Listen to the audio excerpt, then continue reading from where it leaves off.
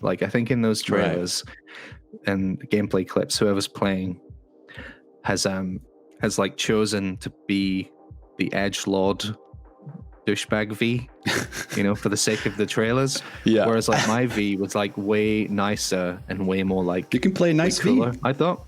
Yeah, cool. you can be really nice, like, which was quite surprising. Like, I love the idea of that. It's horrible world, and you're just chill. Cool. Yeah, like that's something you can be nice, but like there's always an undercurrent of like you're still trying to succeed and be like the best Cyberpunk in Night City. Like you can't just be like, hey, I'm not bothered about rising to the top. That's inbuilt into the character. In terms of like writing and stuff, there's like the quest everyone talks about and Witcher 3 is the Bloody Baron quest, which you know is a great mix of like horror, action, and like really strong, like well written, moving like pathos. I think it's the perfect, amazing characters, like, RPG quest. Yeah, great performances. And I got a real vibe of the Bloody Baron quest where there's a character called Judy Alvarez who's like a brain dance editor expert. Like brain dance is like total immersive VR that everyone uses as entertainment in this feature. You stick a visor on and like you aren't just viewing the thing that you've been plugged into, you're there, experiencing it, feeling the same feelings the person that recorded the thing has felt. And editors like Judy are just good at making like really good immersive experiences. And you team up with her quite a lot in the story, and also a bunch of like side quests as well. So once you've kind of ended your time with her in the story, you can then pursue loads more side quests to get to know the character. And she's actually one of the best characters, but a bunch of like really bad stuff happens to Judy, and there's some really quite quiet, like tender moments between V and her as a result of this stuff. And you can like console her, and you can be understanding. You can also be a dick and say, yeah, whatever, get over it, you know. But I could never bring myself to do that, especially since it's such I really like the character as well. Yeah. If you've ever spent time on the Cyberpunk subreddit, it's just full of people being really horny for Judy, which is it's quite disturbing. But okay. But you know, I'd like to think these people will play and realize that she's not just a cool looking character. There's actually a bit of depth to her and a bit of like stuff to uncover. And like V and her's relationship, I found like quite touching.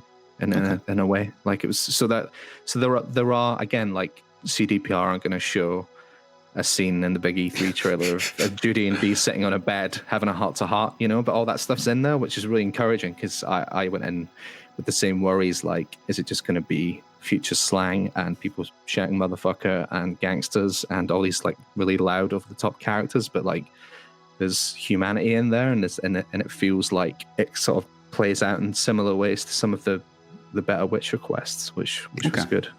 As I was walking in Watson, which is like the really bustling commercial district where V lives, there was a talking vending machine kind of called me over.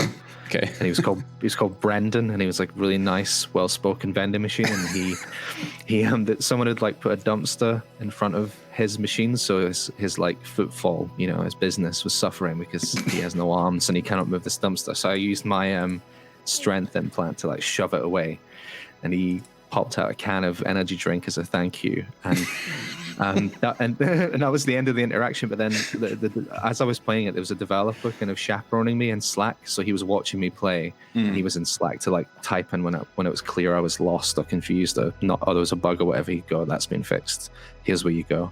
And he said that Brendan would turn up. There was a bunch of these encounters in the game where you'll meet like an eccentric character. I also met like a sort of street preacher guy as well, and apparently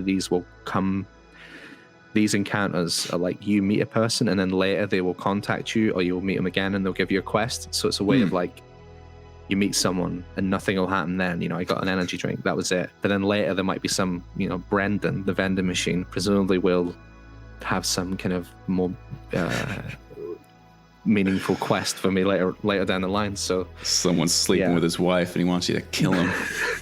That's awesome. That's reassuring in a couple ways, because that feels like a very cheeky, fun CD Projekt side quest interaction to me. There's tons of that like idiosyncrasy. Like they've not showed it. Like all the marketing has shown like story. That was one of my questions. Yeah.